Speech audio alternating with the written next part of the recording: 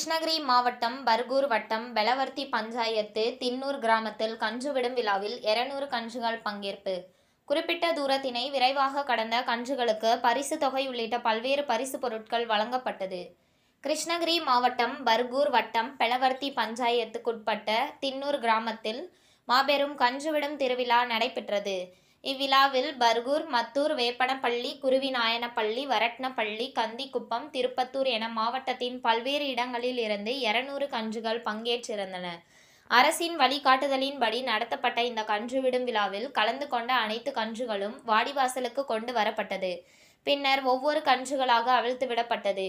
இதில் 100 மீட்டர் தூரத்தினை மிக குறைந்த நேரத்தில் விரைவாக கடந்த கன்றுகளின் உரிமையாளர்களுக்கு ரொக்க பரிசுகள் உள்ளிட்ட பல்வேறு பரிசு பொருட்களும் வழங்கப்பட்டது.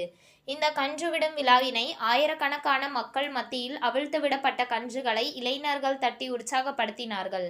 இந்த கன்றுவிடும் விழா ஏற்பாடுகளை தின்னூர் பகுதியை சேர்ந்த ஊர் பொதுமக்கள் மற்றும் இளைஞர்கள் சிறப்பாக செய்திருந்தனர்.